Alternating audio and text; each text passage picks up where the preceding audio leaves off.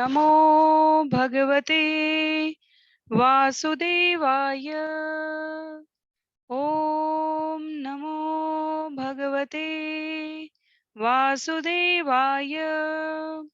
ॐ नमो भगवते वासुदेवाय। नारायणं नमस्कृत्य नरं चैव नरोत्तमं देवीं सरस्वतीं व्यासं ततो जयम् उदीरयेत्। शृण्वतां स्वकथा कृष्ण पुण्यश्रवणकीर्तन यद्यन्तस्तो ह्यभद्राणि विदुनोति सुयत्स्यताम्। नष्टप्रायेषु भद्रेषु नित्यं भागवत सेवया भगवत्युत्तमश्लोके भक्तिर्भवति नैष्ठिकी। ॐ अज्ञानतिमिरान्धस्य ज्ञानाञ्जनशलाकया चक्षु उन्मीलितं येन तस्मै श्रीगुरुवे नमः। मूकं करोति वाचालं पङ्गुं लङ्घयते गिरिं यत्कृपातमहं वन्दे परमानन्दमाधवम्। वाञ्छाकल्पतरुभ्यश्च कृपा सिन्धुभ्य एव च पतितानां पावनेभ्यो वैष्णवेभ्यो नमो नमः। जय श्री कृष्ण चैतन्य प्रभु नित्यानंद श्री अद्वैत गदाधर श्रीवासादि गौर भक्तवृंद।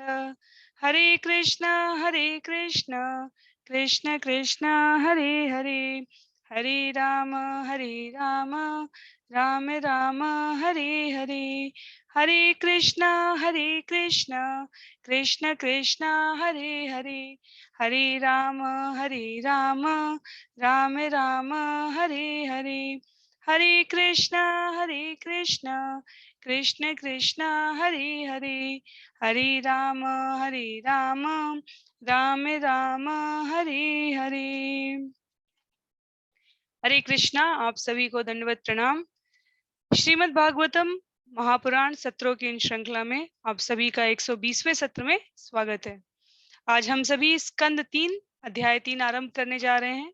स्कंद 3 का अध्याय 3 जिसका नाम है वृंदावन से बाहर भगवान की लीलाएं। इसके जो प्रमुख विषय हैं, किस प्रकार कृष्ण द्वारा रुक्मिणी का हरण होता है, अपहृत राजकुमारियों से कृष्ण का विवाह होता है, कृष्ण द्वारा अपने भक्तों की शक्ति का प्रदर्शन कराया जाता है, पृथ्वी के अतार भाग का हल्का होना, इन सब प्रसंगों का उद्धव यहाँ पर वर्णन करेंगे महात्मा विदुर के सामने। यदुओं का आपस में झगड़ना, युधिष्ठिर द्वारा अश्वमेध यज्ञ संपन्न करना, कृष्ण द्वारा माधुर्य प्रेम का भोग और यदुओं का तीर्थ स्थान में जाना। इस अध्याय में जाने से पहले एक बहुत ही संक्षिप्त पुनरावृत्ति। यहाँ पर ये चर्चा, ये वार्ता, ये प्रसंग इसलिए आ रहे हैं क्योंकि महात्मा विदुर की भेंट महान भक्त उद्धव से हो रही है और उद्धव पहले ब्रज के अंदर भगवान की लीलाओं का स्मरण करते हैं और तत्पश्चात ब्रज के बाहर भगवान की क्या लीलाएं हैं उसके बारे में यहाँ बताया जा रहा है। तो यदि हमें स्मरण हो, पिछला अध्याय 2 जिसका नाम था भगवान कृष्ण का स्मरण, ये वास्तव में महान भक्त उद्धव द्वारा भगवान की उन लीलाओं के सापेक्ष प्रस्तुतिकरण किया गया था जहां लीलाएं बहुत ही अंतरंग थी, जहां नंद बाबा, यदुवंश में नंद बाबा और यशोदा मैया के यहाँ कृष्ण थे, जहां देवकी और वसुदेव से वो क्षमा याचना करते हैं। तो वो बहुत ही गुह्य लीलाओं में से लीलाएं आती है जिनका वर्णन 10वें स्कंद में किया जाएगा और पिछले अध्याय में 34 श्लोक थे। तो आज का जो अध्याय है वृंदावन से बाहर भगवान की लीलाएं, जिसमें हम बताए गए विषयों को श्रवण पठन और मनन करने का प्रयास करेंगे, उसमें 28 श्लोक है। तो इस प्रकार स्कंद 3 के प्रथम 3 अध्यायों को श्रवण पठन करने के पश्चात हम स्कंद 3 से 107 श्लोकों को यहाँ पर समझ पाए हैं और पिछले 2 स्कंदों में हमने 1201 श्लोकों को समझा है। तो इस प्रकार से श्लोकों की संख्या स्मरण रखने से हमें अपने प्रयास की गति के बारे में भी आकलन करने में सहयोग रहता है। आप में से कुछ भक्तों ने लिखा था कि जिस सत्रों की जिन संख्या के हिसाब से स्कंद 1 और स्कंद 2 समाप्त हुआ, उस हिसाब से इस पूरे संपूर्ण श्रीमद् भागवतम को पूरा होने में कम से कम 5 साल लग जाएंगे। तो कई लोगों ने कहा था कि पता नहीं पूरा हो पाएगा कि नहीं हो पाएगा। कई लोग कह रहे थे हम इन सत्रों के भरोसे हैं। मेरा विनम्रता पूर्वक सिर्फ इतना ही कहना है कि हमें सिर्फ भगवान के चरणों के भरोसे रहना है और श्रील प्रभुपाद की जो कृपा है, जो मार्गदर्शन है, उस पर विश्वास रखना है। सत्र कहाँ तक जाएंगे और कितने सत्रों से हम क्या सीखकर अपने जीवन में अमल कर पाएंगे, इसमें भगवान की कृपा और हमारा प्रयास, इंडेवर और मर्सी दोनों फैक्टर्स अपना काम करते हैं। तो आरंभ करते हैं आज का सत्र, जो कि अध्याय 3 पर पहला सत्र है हमारा। क्योंकि इस अध्याय में 28 श्लोक है, तो संभवतः हमें आज अगला सत्र 2 सत्रों की आवश्यकता रहेगी इस अध्याय को श्रवण करके समझने में। तो हम करेंगे क्या यहाँ पर, जैसा हम सत्रों में करते आए हैं, श्लोक दर श्लोक हम लोग वाचन करेंगे, श्लोकों का अनुवाद करेंगे और उसको समझते हुए आगे बढ़ने का प्रयास करेंगे। तो श्रील प्रभुपाद, जो कि अंतर्राष्ट्रीय कृष्ण भावनामृत संघ इस्कॉन के फाउंडर आचार्य, संस्थापक आचार्य हैं, उनके द्वारा लिखे गए सुंदर तात्पर्यों से हम इस पूरे विषय को यहाँ पर समझने का इन सत्रों में प्रयास कर रहे हैं। तो मेरा अनुरोध रहेगा, हमेशा की तरह जिनके पास पुस्तक है वो कृपा करके पुस्तकों का प्रयोग करें। ये बहुत ही बहुमूल्य पुस्तकें हैं, श्रील प्रभुपाद द्वारा लिखी हुई। जिनके पास नहीं है उनके लिए मैं यहाँ स्क्रीन पर प्रस्तुत करने जा रही हूँ। तो हम सत्य श्लोकों का वाचन करेंगे। आप लोग भी अपनी तरफ से प्रयास कीजिएगा कि जितना संभव हो सके देखकर या पढ़कर वाचन अवश्य करने का प्रयास करें। स्कंद 3 अध्याय 3, वृंदावन से बाहर भगवान की लीलाएं।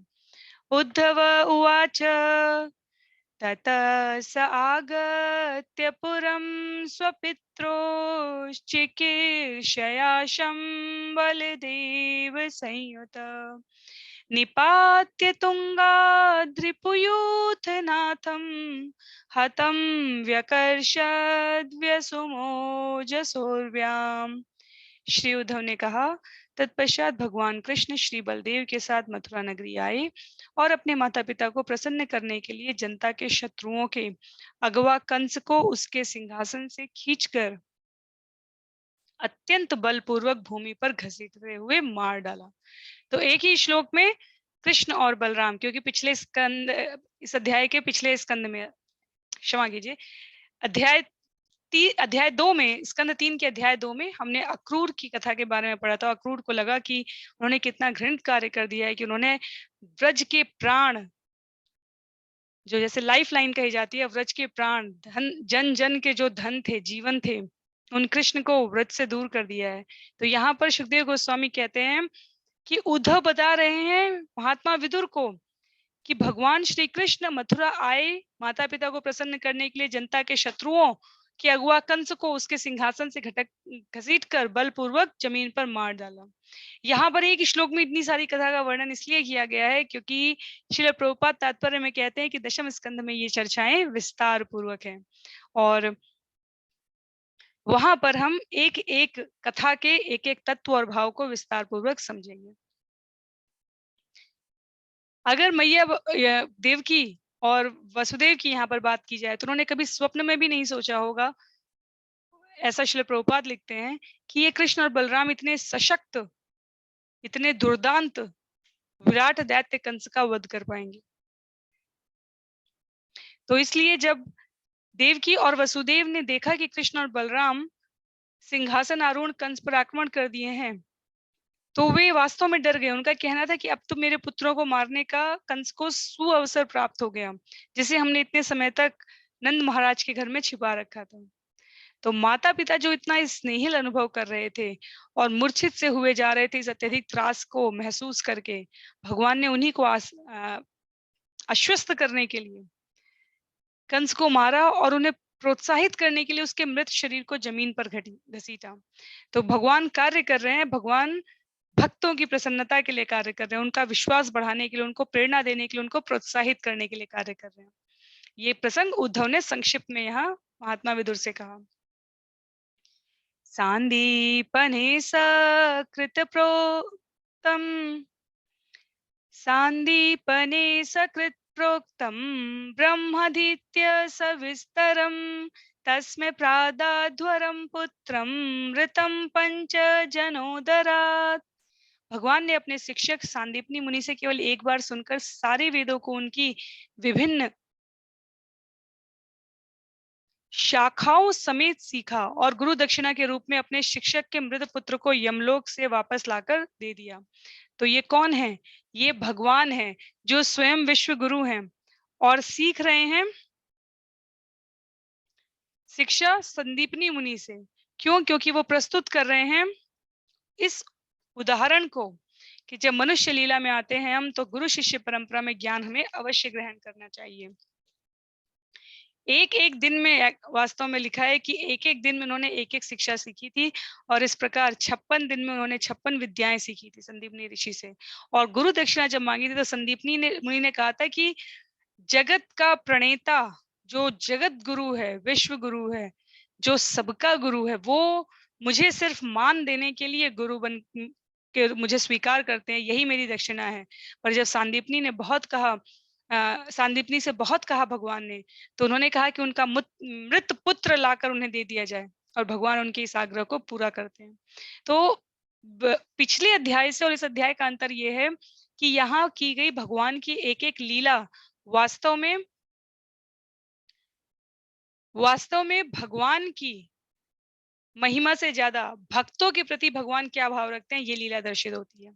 जैसे कंस को मारने के पीछे का उद्देश्य देवकी और वसुदेव को आश्वस्त करना था, संदीपनी मुनि से शिक्षा ग्रहण करने का उद्देश्य वास्तव में उनके मृत पुत्र को लाकर गुरु दक्षिणा के रूप में उनको भावातिरेक कर देना था।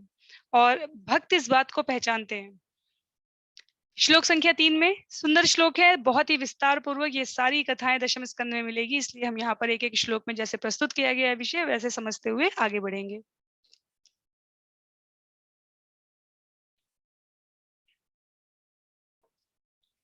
समाहुता भीष्मक कन्यया ये श्रियश्रवर्णेन बुभूष येषां गान्धर्ववृत्त्या मिषतां स्वभागं जह्ने पदं मूर्ध्नि दधत् सुपर्ण।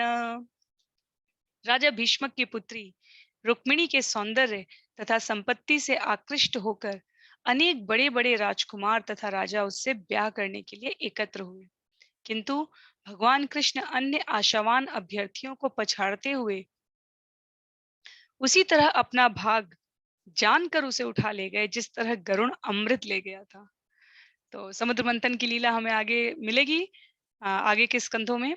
यहाँ पर संक्षिप्त में ये कहा जा रहा है कि वैसे तो रुक्मिणी जो कि राजा भीष्मक की पुत्री है, रुक्मिणी का भाई रुक्मी है, और रुक्मिणी वास्तव में श्रील प्रभुपाद तात्पर्य में भी कहते हैं कि लक्ष्मी जैसी आकर्षक थी, क्योंकि रंग रूप गुण सब उनमें मूल्यवान थे।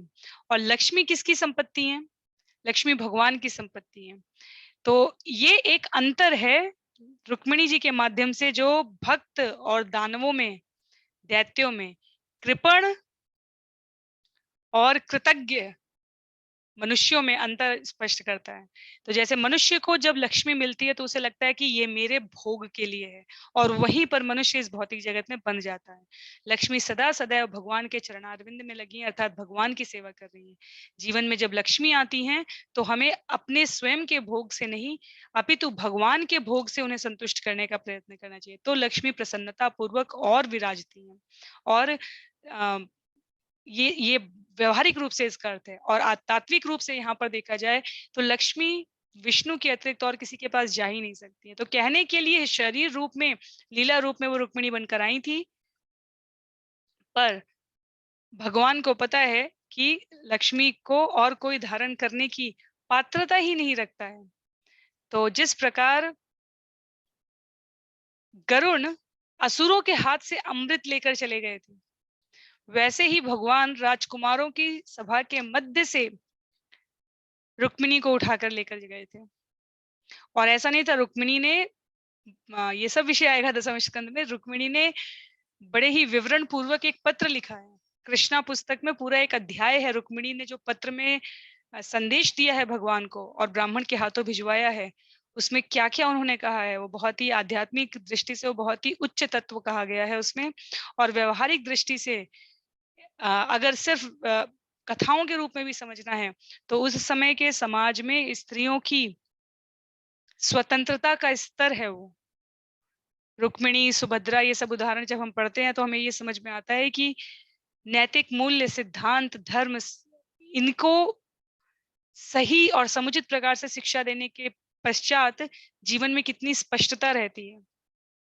तो रुक्मिणी के चरित्र में एक जो दूसरा संबंधी है वो रुक्मी है। जैसा मैंने कहा कि रुक्मी भगवान से बहुत बैर रखते थे। वो शिशुपाल के परम प्रिय मित्र थे और इसलिए रुक्मी रुक्मिणी का विवाह शिशुपाल से करना चाहते थे। लेकिन जो पिता थे भीष्मक, वो रुक्मिणी का विवाह कृष्ण से करना चाहते थे। तो लड़की एक है, पिता किसी और से करना चाहते हैं और भाई किसी और से करना चाहते हैं। और रुक्मिणी ने किसको चुना है?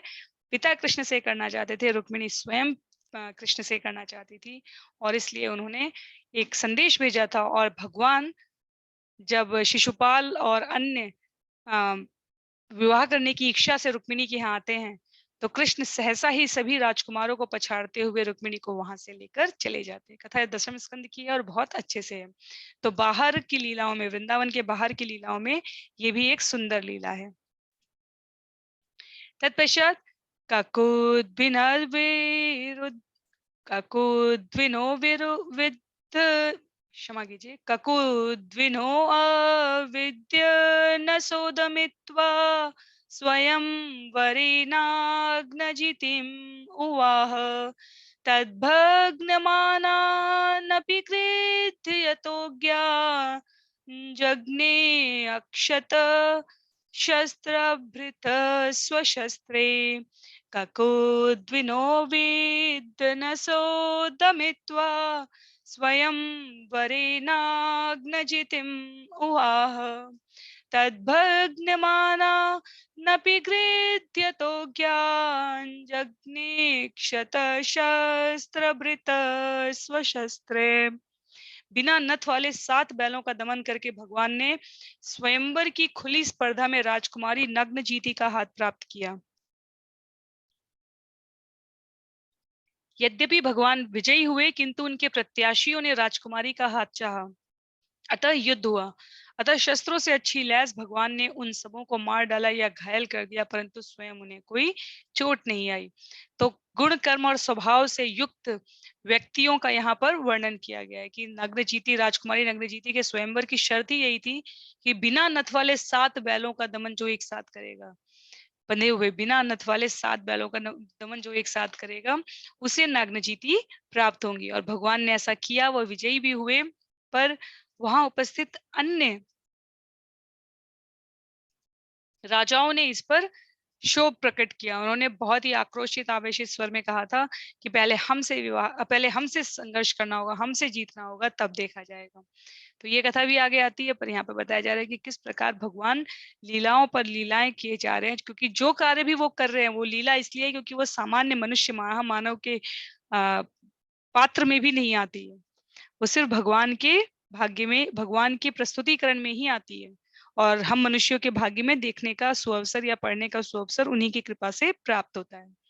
श्लोक संख्या 5 में, प्रियं प्रभुर्गाम्य इव प्रियाया विधि सुराक्षदयुतरुं यथर्थे वद्भ्रियाद्रवत्तं सगणो रुषान्ध कृणामगो नूनमयं वधूनां प्रियं प्रभुज्ञाम्य इव प्रियाया विदुत्सुवाक्षद्युतरुं यथार्थे व्रजेत व्रज्याद्रवतं सगणो रुषान्ध कृणामृगो नूनमयं वधूनाम्। अपनी प्रिय पत्नी को प्रसन्न करने के लिए भगवान स्वर्ग से पारिजात वृक्ष ले आए, जिस तरह की यह एक सामान्य पति करता है। किंतु स्वर्ग के राजा इंद्र ने अपनी पत्नियों के उकसाने पर, क्योंकि वह स्त्री वश्य था, लड़ने के लिए दल बल सहित भगवान का पीछा किया। तो यहाँ पर श्रील प्रभुपाद उस कथा को बहुत ही संक्षेप में बताते हुए कहते हैं कि एक बार देवताओं की माता अदिति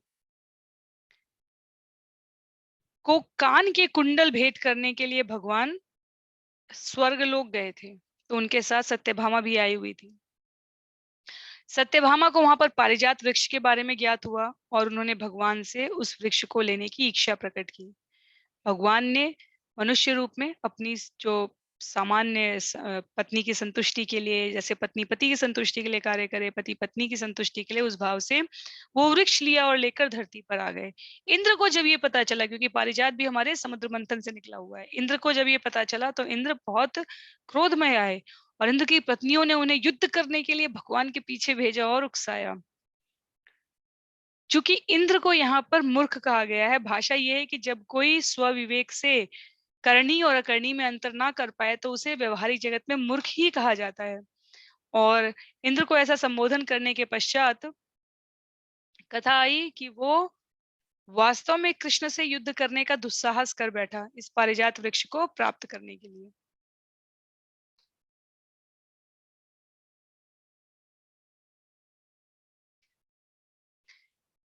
अगर हम इसको कथा रूप में देखें तो हमें ऐसा लगेगा कि उन्होंने भी पत्नी की बात मानी, तो फिर इंद्र ने पत्नी की बात मानी, तो क्या अंतर है।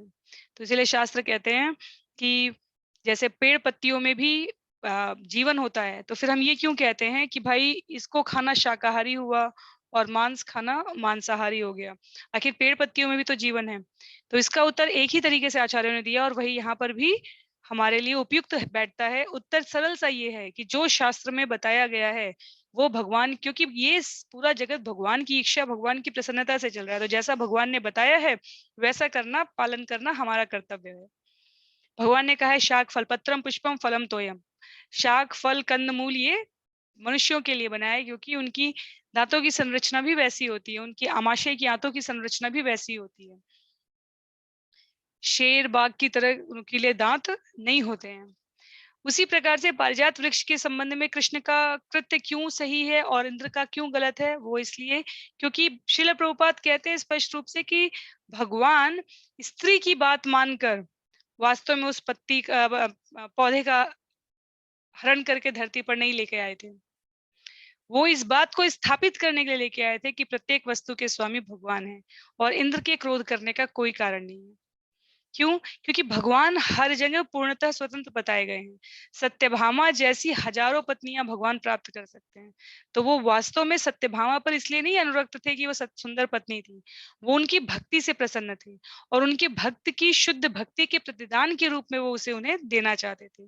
पर जो इंद्र जैसे राजा हैं वो स्त्रीवश्य पति इसलिए कहे गए हैं, क्यों? क्योंकि उनके जीवन और व्यवहार में तपश्चर्या का उतना आचरण नहीं दिखता है, तो देवता भगवान नहीं हो सकते हैं। और इंद्र ने अपने इस कृत्य से यहाँ पर ये प्रदर्शित भी कर दिया है। तो अंतर स्पष्ट है, दोनों ने पत्नी के कहने से कहा, एक के कहने का उद्देश्य स्पष्ट रूप से था ये स्थापित करना कि वो परम भोक्ता है, समस्त वस्तुओं के भोक्ता है। सत्यभामा जैसी तो एक नहीं हजारों पत्नियां मिल सकती है। पुनः यहाँ पर स्त्री का अपमान नहीं किया जा रहा है, किसकी क्या प्रासंगिकता है वो स्थापित की जा रही है।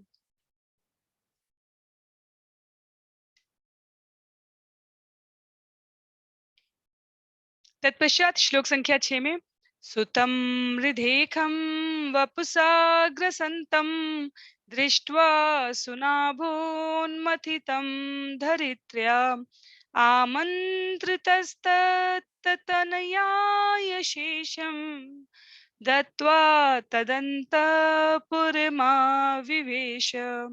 धरित्री अर्थात पृथ्वी के पुत्र नरकासुर ने संपूर्ण आकाश को निगलना चाहा, जिसके कारण युद्ध में वह भगवान द्वारा मार डाला गया।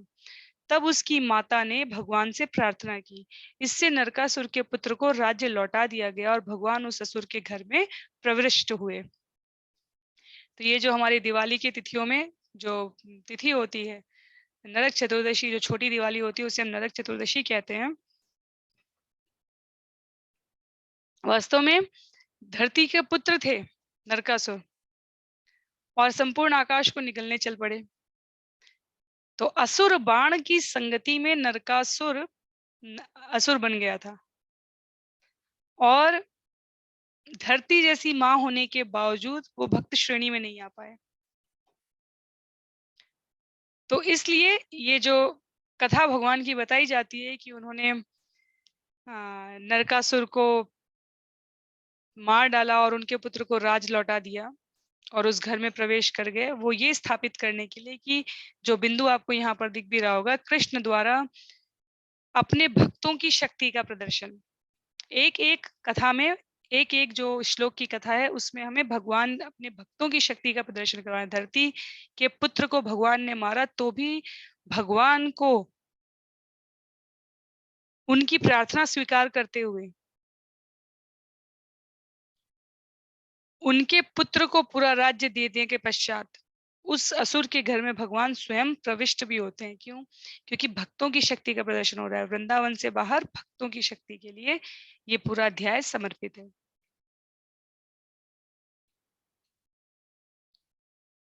तत्राह्यतास्ता नरदेव कन्या कुजेन हिष्ट्वा हरिमात्र बन्धुम् उत्थाय सद्यो जिगृशो प्रहर्ष ऋणानुराग प्रति प्रहितावलोके। उस असुर के घर में नरकासुर द्वारा हरण की गई सारी राजकुमारियां दुखियारों के मित्र भगवान को देखते ही चौकन्नी होती। उन्होंने अतीव उत्सुकता, हर्ष तथा लज्जा से भगवान की ओर देखा और अपने को उनकी पत्नियों के रूप में अर्पित कर दिया।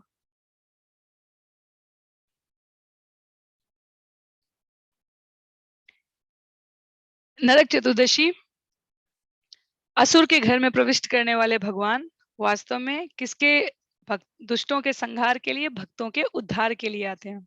तो बड़े बड़े राजाओं की पुत्रियों का अपहरण करके नरकासुर ने अपने राजमहल में बंदी बनाकर रखा था। और जब भगवान द्वारा वो मार डाला गया तो सारी राजकुमारियां प्रसन्न हो गई कि किसने ऐसा किया। और जब भगवान प्रविष्ट होते हैं वहां, तो सारी की सारी राजकुमारियों ने स्वयं को अर्पित कर दिया।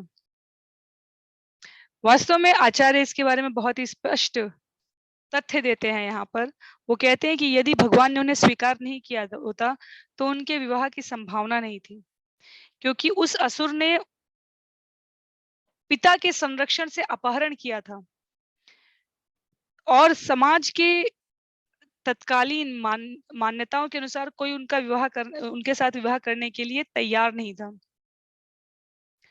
तो पिता के संरक्षण से पति के संरक्षण में भेजना, ये एक प्रकार के जैसे, ये नहीं कि स्त्रियां कमजोर हैं इसलिए भेजी जा रही हैं, ये इसलिए है कि जो भी हमारी बहुमूल्य चीज होती है, बहुमूल्य वस्तु होती है, बहुमूल्य भावनाएं होती है, अभिव्यक्ति होती है, उसे हम संभाल कर सहेज कर रखना चाहते हैं।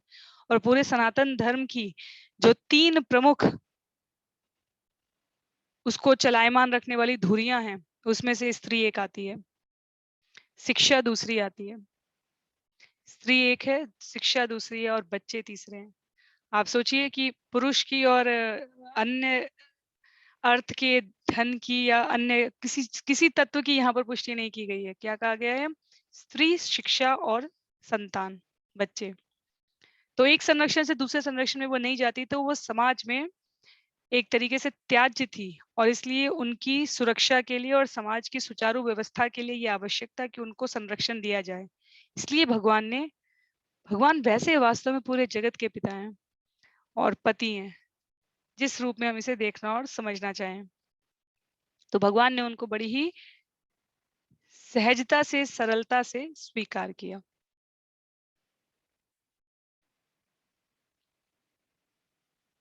आसा आसामुहूर्तैकस्मिन् नानागारेषु योषितां सविधं जगृहे पाणिन् अनुरूप स्वमायया।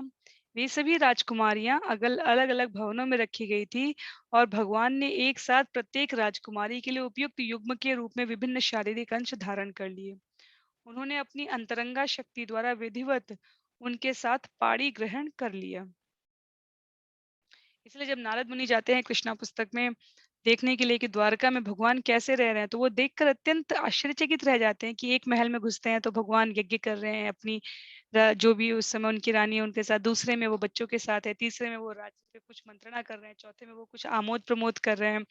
तो नारद वास्तव में बिल्कुल ही घबरा गए थे कि ये कैसे भगवान ये सब कर रहे हैं। और ब्रह्म संहिता में इसके लिए श्लोक है 5.33 में, जो कि इस पूरी गुत्थी को सुलझा देता है।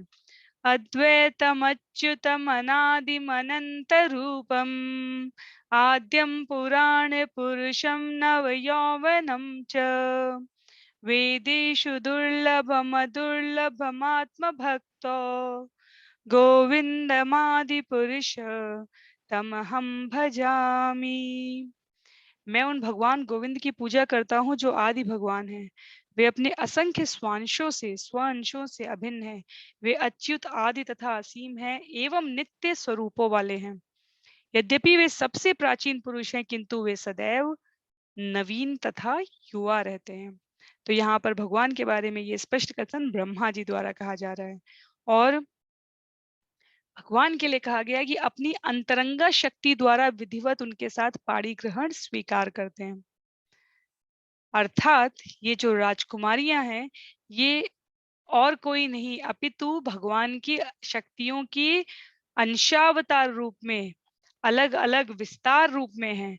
और क्योंकि भगवान के वैभव विलास रूप हैं, तो अंतरंगा शक्ति योग माया द्वारा क्रियाशील होते हुए ये सारी शक्तियां यहाँ पर संकलित हुई थी। और अब भगवान द्वारा स्वीकार किए जाने पर वो भगवान की रानियों में गिनी जाने लगी। तो इस अध्याय में एक बार दूसरा मीटर है श्लोक का, एक बार दूसरा मीटर है, इसलिए हमें ज्यादा ध्यान रखना रहेगा। तासु अपत्यानि अजनयत आत्मतुल्यानि सर्वत एकैकस्यां दश दश प्रकृतिर्विबुभूषया तासु अपत्यानि अजनयत आत्मतुल्यानि सर्वत एक एकस्यां दश दश प्रकृतिर्विभूषया। अपने दिव्य स्वरूपों के अनुसार ही अपना विस्तार करने के लिए भगवान ने उनमें से हर एक से ठीक अपने ही गुणों वाली 10-10 संतानें उत्पन्न की। तो ये उस प्रकार उस समय की देश काल परिस्थिति के अनुरूप जो व्यवहार उचित था, भगवान ने वैसा उन रानियों के साथ व्यवहार विनिमय प्रस्तुत किया। काले मागध शाल्वादीन अनीकेरुन्दतपुरम् अजीघनत स्वयं दिव्यम स्वपुंसाम तेज आदिशत। कालियमन मगध के राजा तथा शालुन ने मथुरा नगरी पर आक्रमण किया, किंतु जब नगरी उनके सैनिकों से घिर गई तो भगवान ने अपने जनों की शक्ति प्रदर्शन करने के उद्देश्य से उन सबों को स्वयं नहीं मारा।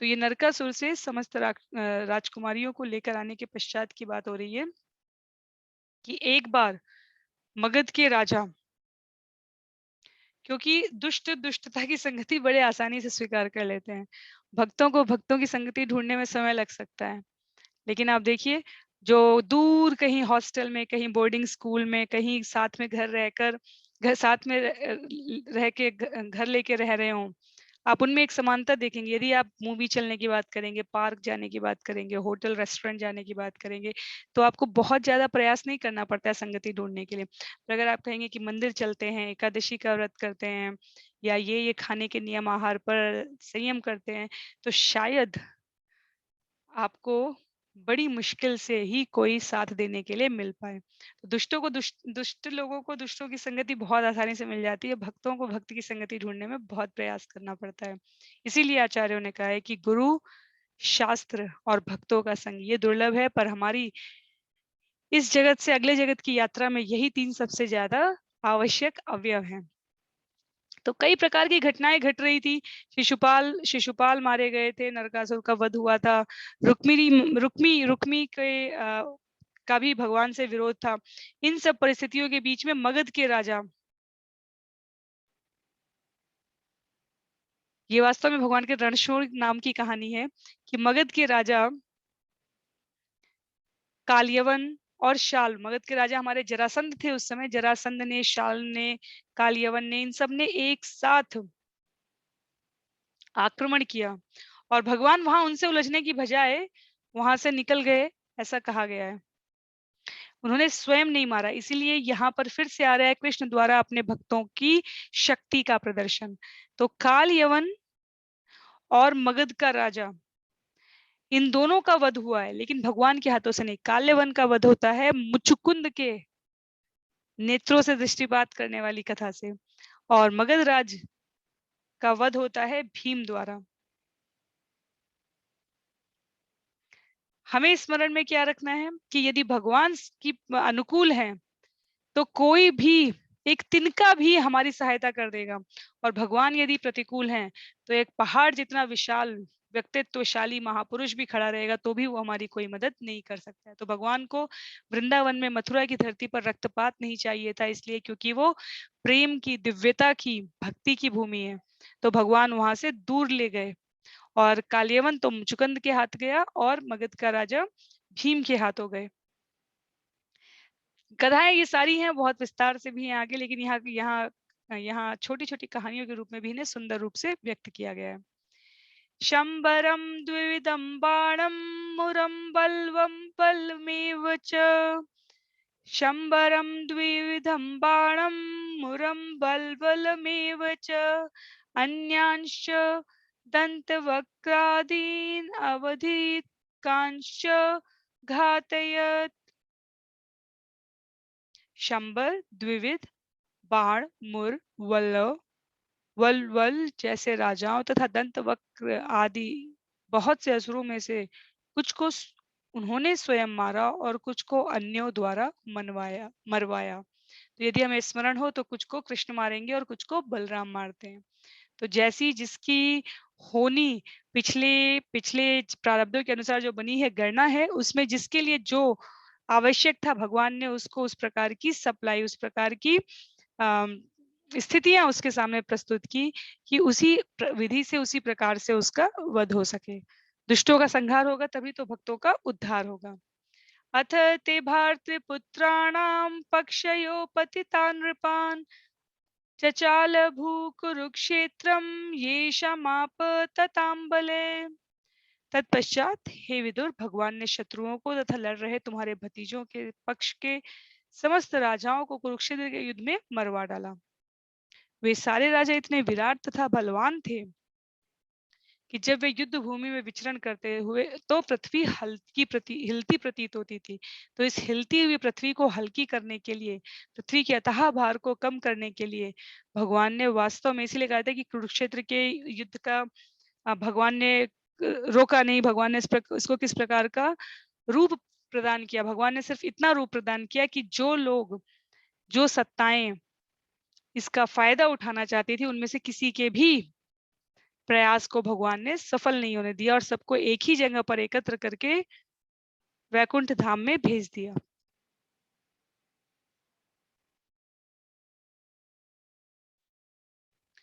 सकंदुशासन सौबलानां कुमुंत्रपाकेन हतश्रीयायुषम् सुयोधनं सानुचरं शयानं भग्नोरुमुर्व्यां नननंद पश्यन्। कर्ण, दुशासन तथा सौबल की कुमंत्रणा के कपट योग के कारण दुर्योधन अपनी संपत्ति तथा आयु से विहीन हो गया। यद्यपि वह शक्तिशाली था, किंतु जब वह अपने अनुयायियों समेत भूमि पर लेटा हुआ था, उसकी जांघें टूटी हुई थी। भगवान इस दृश्य को देखकर प्रसन्न नहीं थे। तो दुर्योधन के लिए यदि हमें स्मरण हो तो विदुर ने भी स्कंद 3 के प्रथम अध्याय में यही कहा था कि मूर्ख, अभिमानी और अधर्म का साथ देने वाले बेईमान पुत्र हैं ये। और इस ऐसी मानसिकता वाले दुर्योधन का साथ कौन दे रहा था? शकुनी, दुशासन, सौबल, इस प्रकार के भाई उसको साथ दे रहे थे। और अंत कैसे होता है? अंत होता है जब वो जाकर 18वें दिन जाकर सरोवर में छुप जाते हैं और भीम उनको ललकारते हुए वापस लाते हैं और फिर उनकी जांग का इशारा करते हैं। उसी समय बलराम जी लौट रहे होते हैं। बलराम जी मना करते हैं क्योंकि उनका एक स्वाभाविक अनुराग था दुर्योधन की तरफ, और भगवान कृष्ण इस पर ध्यान न देते हुए भीम को आदेश देते हैं। भीम ललकारते हैं, दुर्योधन सरोवर से बाहर निकल कर आते हैं और वहां पर जंगा के ऊपरी भाग में मल्ल युद्ध में स्पर्श करना वर्जित है, और भीम ने वहां से, क्योंकि भीम ने प्रतिज्ञा ली थी, तो भीम ने दुर्योधन का वहां पे जांग तोड़ दिया है उस कथा में। और इसलिए कहा गया है कि भगवान इस दृश्य को देखकर पसंद नहीं किए, उनको अच्छा नहीं लगा। क्यों? क्योंकि वास्तव में भगवान वज्र से भी कठोर है और श्रद्धावानों के प्रति गुलाब से भी अधिक सुकोमल है। तो इसलिए भगवान के जो सच्चे मार्ग पर चलने का प्रयास नहीं करता है, उससे भगवान रुष्ट या क्रोधित नहीं होते हैं। बस उन्हें तरस आती है, इस बात की दया आती है कि जीव के पास एक अवसर था और उसने उसका भली प्रकार से उपयोग नहीं किया। तो ये घटनाएं यहाँ पर कथा रूप में है, क्योंकि हमने तत्व बहुत सुना है, लेकिन हमें स्मरण रखना है हमेशा तत्व और लीला दोनों किसी भी कथा के आवश्यक भाग होते हैं। और भगवान ये लीलाएं स्थापित करके किसका किसका मान मर्दन कर रहे हैं, असुरों का, और किसका मान प्रतिष्ठा बढ़ा रहे हैं, जो उनके शुभ चिंतक हैं, जो उनके भक्त हैं। तो आज के लिए आज के सत्र का हम अंतिम श्लोक लेते हैं, श्लोक संख्या 14। कियान् भुवो अयं शपितोरुभारो यदद्रोण्भीष्मार्जुन भीममूले अष्टादशाक्षो हिणिको मदंशे रास्ते बलं रास्ते बलं दुर्विशहं यदूनाम्। कुरुक्षेत्र युद्ध की समाप्ति पर भगवान ने कहा, अब द्रोण, भीष्म, अर्जुन तथा भीम की सहायता से 18 अक्षौहिणी सेना का पृथ्वी का भारी बोझ कम हुआ है। किंतु यह क्या है? अब भी मुझी से उत्पन्न यदुवंश की विशाल शक्ति शेष है, और जो और भी अधिक असह्य बोझ बन सकती है। तो भगवान ने क्यों देर की थी? क्योंकि वो सारी शक्तियों को एक जगह इकट्ठा करना चाहते, ताकि उनको अलग अलग प्रयास करके अलग अलग ना मारना पड़े, पृथ्वी का भार कम करने के लिए। इसीलिए भगवान की लीला सिर्फ भगवान के नेत्रों से, भगवान के दिखाए गए मार्ग से ही समझी जा सकती है। जीव समझेगा कि भगवान गलत भी कर सकते हैं, सामान्य जीव ऐसा समझता है, पर भक्त तो जानते हैं कि भगवान जो करते हैं वो श्रेष्ठतम होता है। तो 18 अक्षौहिणी सेना का भार कम करने के पश्चात भगवान कहते हैं, ये जो यदुवंशी हैं, अगर मैं चला गया और ये रह गए तो, क्योंकि ये लिखा हुआ है, मुझी से उत्पन्न यदुवंश की विशाल शक्ति से शेष है। तो इन यदुवंशों का भी भगवान को कल्याण करना है, और इसलिए भगवान लीला बनाएंगे जिसमें यदुवंशी आपस में ही एक दूसरे से लड़कट मर जाते हैं। क्योंकि ये सभी विभिन्न देवता हैं, कृष्ण के परिवार के सदस्य हैं, अलग अलग प्रतिनिधि हैं, तो ये भी सदा चिरंतन काल तक तो यहाँ रह नहीं सकते। भगवान की लीला के साथ ही ये जो विभिन्न देवताओं के अवतार हैं, इन्हें भी पृथ्वी से विलुप्त होना है। तो जब यदुवंश के संबंध में पृथ्वी की असह्य भार का उल्लेख कर रहे हैं भगवान, तो हमें ज्ञात हो जाता है कि भगवान विशोह भार का ही संकेत कर रहे हैं कि ये किस प्रकार ये संभाल पाएंगे। तो इस प्रकार से ये कथाएं तो छोटे छोटे श्लोकों में कही गई हैं, पर इनका अभी विस्तार हमें दशम स्कंद में मिलेगा। चूंकि 28 श्लोक है इस अध्याय में, इसलिए हम आज पहले सत्र में 14वें श्लोक पर यहाँ पर इसको समाप्त करते हैं। श्रील प्रभुपाद की जय, श्रील गुरुदेव की जय, अनंत कोटि वैष्णव वृंद की जय। हरे कृष्ण।